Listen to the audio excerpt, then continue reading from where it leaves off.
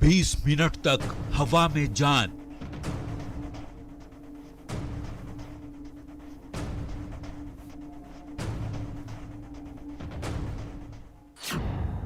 एक 185 यात्रियों की फूल गई सांस।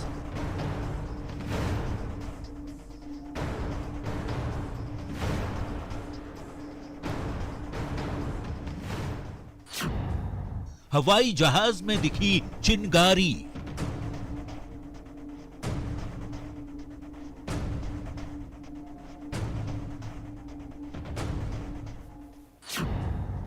बाएं पंखे में लग गई आग।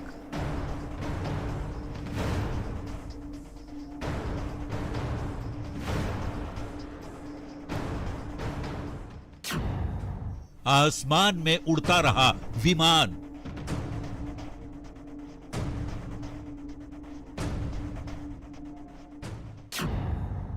यात्री कहते रहे, हे भगवान।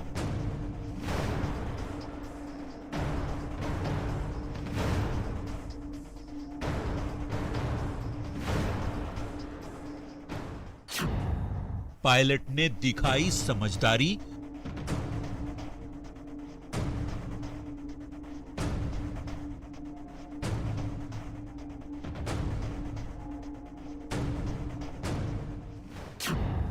इमरजेंसी लैंडिंग की हुई तैयारी।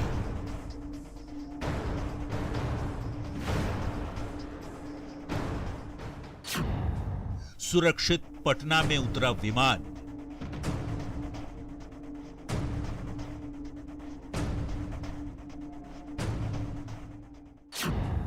टली अनहोनी और बच गई जान।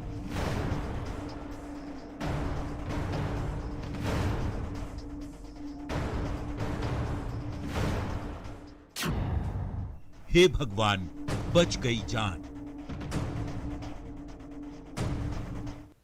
नमस्कार, स्वागत है आपका अपना बिहार के इस बुलेटिन में। आपके साथ मैं हूं सोनाली सिंह। बुलेटिन की शुरुआत करते हैं। बिहार की राजधानी पटना में बड़ा हादसा टल गया। स्पाइस जेट की एक फ्लाइट की पटना एयरपोर्ट पर इमरजेंसी लैंडिंग कराई गई। दरअसल पटना से दिल्ली जाने वाली स्पाइस जेट की फ्लाइट के इंजन में टेक ऑफ के समय ही आग लग गई, लेकिन पायलट की सूझबूझ से विमान की सुरक्षित लैंडिंग हो सकी। रिपोर्ट देखिए।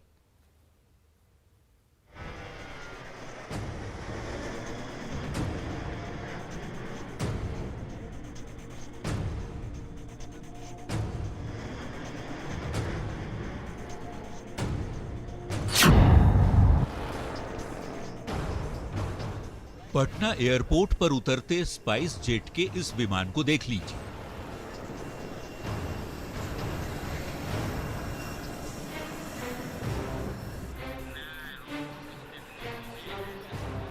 ये वही विमान है जिसमें 185 यात्रियों की जान करीब 1 घंटे तक फंसी रही। दोपहर के 12:03 का समय था। पटना एयरपोर्ट से स्पाइस जेट की फ्लाइट SG-725 ने उड़ान भरी। तब तक सब कुछ शांत था, यात्री निश्चिंत थे, लेकिन विमान अभी पटना की सीमा क्रॉस भी नहीं कर पाया था कि हवाई जहाज की बाईं तरफ वाले पंखे से चिंगारी निकलने लगी। जैसे ही कुछ यात्रियों ने पंखी से निकलती हुई आग देखी, विमान के अंदर कानाफूसी शुरू हो गई।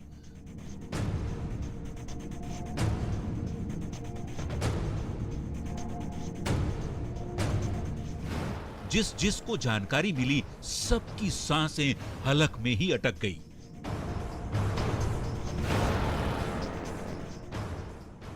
लेफ्ट साइड से जो गोल वाला जिसमें पंखा है, उससे पीछे की तरफ बहुत तेज बड़ा बड़ा आग का गोला जैसा चिंगारी चलने लगा, जो हम लोग तुरंत केविन को इन्फॉर्म किए और उसके बाद फिर वो इन्फॉर्म किया, उसके बाद उसको इमरजेंसी लैंडिंग कराया गया। कुछ लोगों ने इमरजेंसी बटन दबाया और विमान के क्रू मेंबर को इन्फॉर्म किया।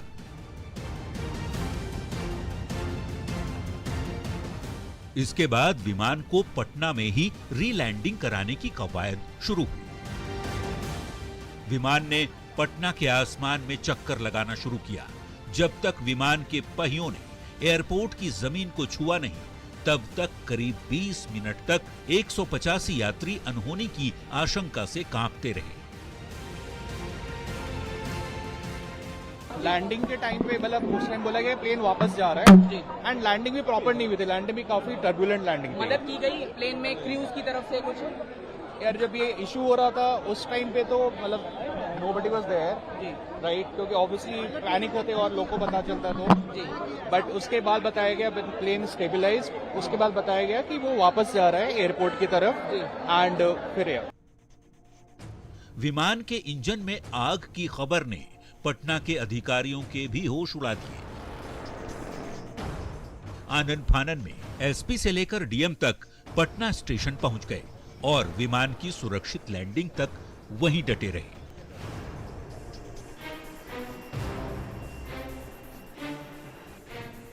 पूरी तरह से सुरक्षित है, सेफली लैंड करा के सभी पैसेंजर को उतार लिया गया है। कोई हताहत नहीं है। डीजीसीए के अधिकारियों की माने तो विमान में आग बर्ड हीटिंग की वजह से लगी।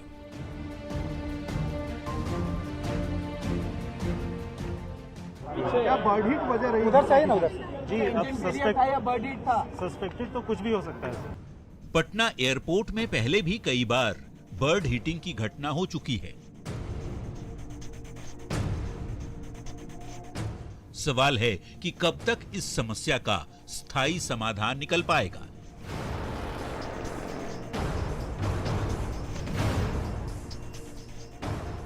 क्योंकि आज तो पायलट की सूझबूझ और ईश्वर की कृपा से 185 यात्रियों की जान बच गई, लेकिन भविष्य में कोई भी बड़ा हादसा हो सकता है। न्यूज 18 के लिए पटना से संजय कुमार, धर्मेंद्र कुमार और आनंद अमृतराज के साथ दानापुर से अमरजीत शर्मा की रिपोर्ट।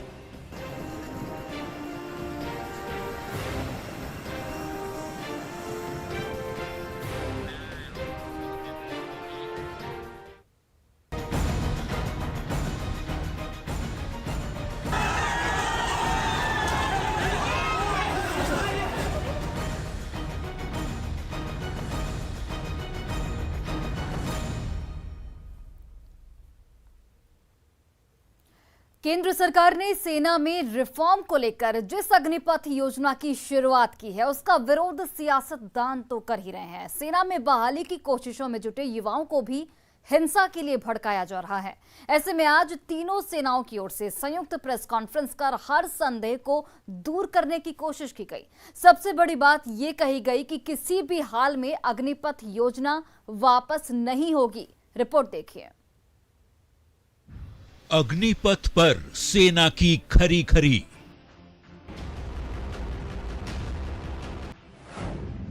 सरकार के खिलाफ हर सवाल का जवाब। तो अब सारी रिक्रूटमेंट सिर्फ अग्निवीर के थ्रू ही होगी। सेना में रिफॉर्म के लिए वापस नहीं होगी scheme. Coming to roll back of the scheme, no. And why should it be rolled back?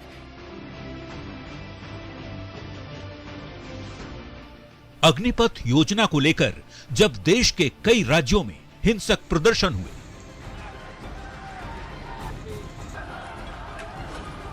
सेना में बहाली को लेकर केंद्र सरकार के इस फैसले को लेकर जब विपक्ष लगातार हमलावर है, सेना की तैयारी कर रहे अभ्यर्थियों ने जब योजना के विरोध में सरकारी संपत्ति को फूंक डाला, रेलवे से लेकर निजी संपत्ति तक को निशाना बनाया गया, तब मोर्चा सेना ने खुद संभाला। रविवार को तीनों सेनाओं की संयुक्त प्रेस कॉन्फ्रेंस हुई, जिसमें एक एक कर हर सवाल का जवाब दिया गया। सबसे पहले जोर देकर कहा गया कि अग्निपथ योजना किसी भी हाल में वापस नहीं होगी। Coming to roll back of the scheme, no. And why should it be rolled back? It is the only progressive step to make the country young. Why is it being made young? You know, we are tinkering with देश की रक्षा। सेना ने साफ कर दिया कि अग्निवीरों का साथ 4 साल का नहीं, जिंदगी भर का है। क्वेश्चन है, और वो भी हम भी हमेशा यही सोचते रहे हैं, 4 साल बाद क्या? Now देखिए, फौज के अंदर unlike any other service in the country, जैसे माँ अपने बच्चे के साथ अम्बिलिकल कॉर्ड जुड़ जाता है ना, वो परमानेंट जुड़ा रहता है। तो हमारा जो साथ है वो वूम टू टूम है ना। हमारे साथ एक बार जो जुड़ गया वो जुड़ गया।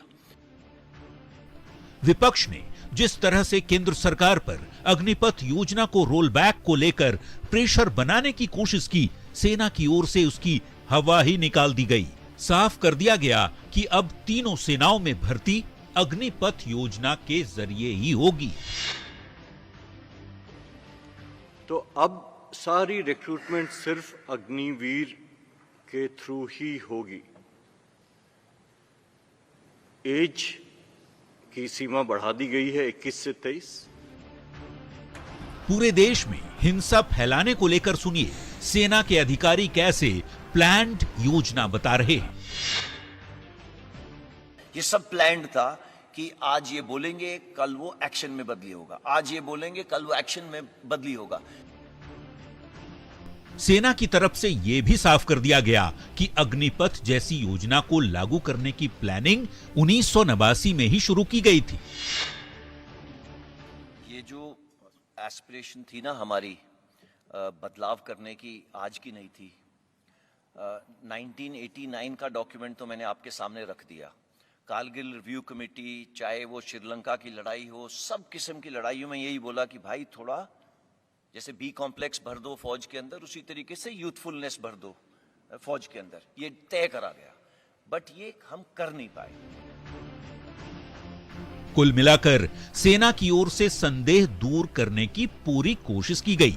जवाब उन्हें दिया गया जो सवाल सरकार के साथ ही सेना में भर्ती को लेकर उठा रहे हैं।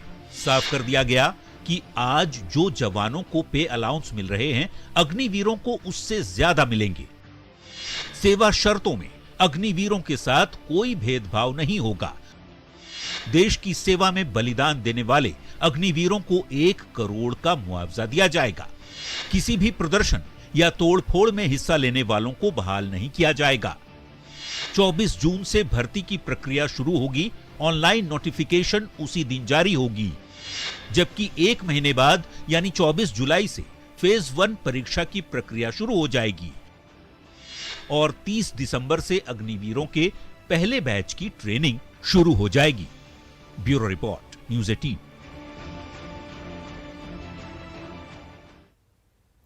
और अब केंद्रीय गृह राज्य मंत्री नित्यानंद राय का एक आपको ट्वीट दिखाते हैं, जिसमें उन्होंने लिखा है कि मोदी सरकार युवाओं को सशक्त बनाने के लिए नौकरी और रोजगार देने के लिए कई स्तर पर काम कर रही है।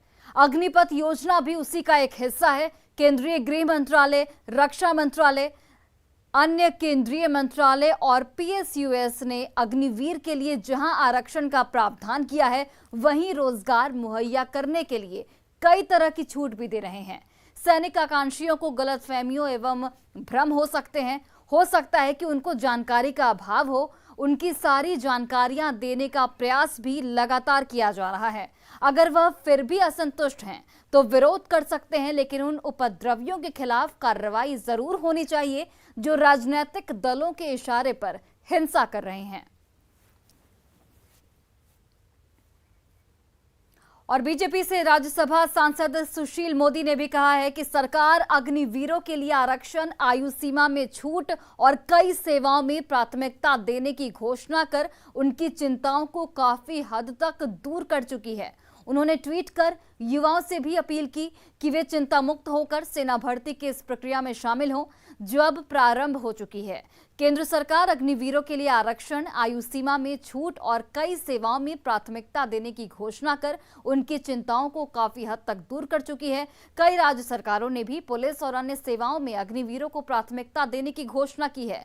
बिहार सरकार से भी अपील है कि वह भी अग्निवीरों को पुलिस और अन्य सेवाओं में प्राथमिकता देने की घोषणा करें। तो ये ट्वीट सुशील कुमार मोदी का।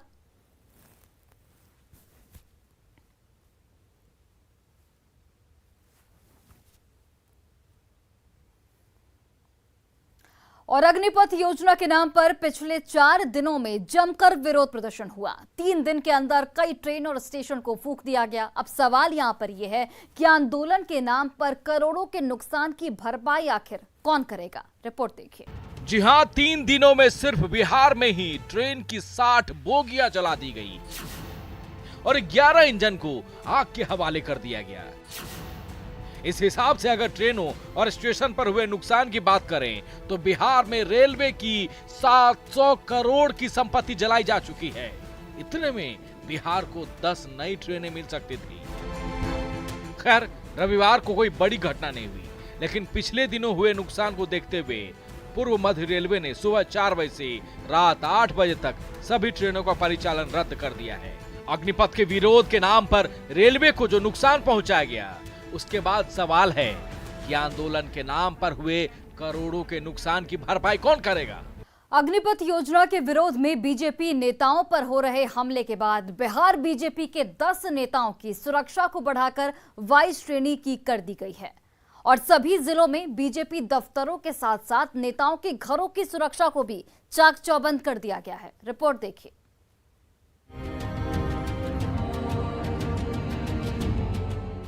ये भयावह तस्वीरें उन 3 दिनों की हैं जब अग्निपथ योजना के विरोध के नाम पर बीजेपी नेताओं को टारगेट किया जा रहा था।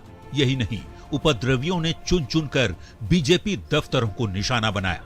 बीजेपी नेताओं को टारगेट करने की घटनाओं को देखते हुए गृह मंत्रालय ने बीजेपी नेताओं की सुरक्षा बढ़ा दी और 10 नेताओं को वाई श्रेणी की सुरक्षा दे दी गई। बीजेपी नेताओं के साथ ही सभी बीजेपी दफ्तरों पर बिहार पुलिस के साथ साथ सीआईएसएफ, सीआरपीएफ और एसएसबी के जवान तैनात कर दिए गए। ये उसी नवादा की तस्वीर है जहां से बीजेपी नेताओं पर सबसे पहले हमला शुरू हुआ था। सबसे पहले वारसलीगंज की विधायक अरुणा देवी की गाड़ी पर हमला हुआ और फिर बीजेपी दफ्तर में तोड़फोड़ की गई। 16 जून को जहां बलवायु का कब्जा था, आज वहां भारी पुलिस बल मौजूद है। आगे और भी किसी प्रकार की कोई अप्रिय घटना ना हो, उसके लिए यहाँ पे जवानों का जो डिप्लॉयमेंट है वो कर दिया गया है, ताकि यहाँ पे और जो शरारती तत्व है वो अपना स्टेप ना ले पाए। डिप्टी सीएम तारकिशोर प्रसाद के गृह जिले कटिहार के बीजेपी दफ्तर में भी जबरदस्त सुरक्षा व्यवस्था देखने को मिल रही है। सुरक्षा व्यवस्था भी मजबूत कर दी गई है। ये तस्वीर आपको दिखा रहे हैं, ये डिप्टी सीएम तारकिशोर प्रसाद जी के गृह जिला कटिहार की तस्वीर है। लखीसराय में लगातार हो रहे उपद्रव को देखते हुए विधानसभा अध्यक्ष विजय सिन्हा के घर की भी सुरक्षा बढ़ा दी गई है। ये तो चंद जगह की तस्वीरें हमने दिखाई। पूरे बिहार के बीजेपी दफ्तरों पर ऐसी चुस्त दुरुस्त सुरक्षा देखी जा रही है। बड़ी बात है कि इन सभी जगहों पर बिहार पुलिस की बजाय सीआरपीएफ और सीआईएसएफ के जवान ज्यादा हैं। तो फिर सवाल है कि क्या बीजेपी को बिहार पुलिस पर भरोसा नहीं? दरअसल शनिवार को बीजेपी के प्रदेश अध्यक्ष संजय जायसवाल ने पुलिस प्रशासन पर सवाल उठाया था और फिर उसी अंदाज में जेडीयू के राष्ट्रीय अध्यक्ष ललन सिंह ने जवाब भी दिया था। उसके तुरंत बाद बीजेपी नेताओं को मिल गई थी वाई श्रेणी की सुरक्षा और बीजेपी दफ्तरों पर तैनात केंद्रीय अर्धसैनिक बलों की तस्वीरें कुछ इसी ओर इशारा कर रही हैं। Bureau report, news 18। अग्निपथ पर हो रहे विरोध के बाद बिहार एनडीए में हलचल बढ़ गई है। बीजेपी नेताओं पर हो रहे हमले के बाद शनिवार को ही बीजेपी और जेडीयू के बीच बयानबाजी शुरू हो गई और इसके बाद बीजेपी नेताओं की सुरक्षा बढ़ा दी गई। आज प्रदेश बीजेपी अध्यक्ष की सांसदों और विधायकों के साथ वर्चुअल मीटिंग हुई और उसके बाद बिहार के मुख्यमंत्री नीतीश कुमार ने भी जेडीयू के सीनियर नेताओं से मुलाकात की। वहीं चीफ सेक्रेटरी और डीजीपी ने भी सीएम आवास जाकर मुख्यमंत्री नीतीश कुमार से मुलाकात की। और फिलहाल इस बुलेटिन में बस इतना ही। आप देखते रहिए न्यूज़ 18 बिहार झारखंड।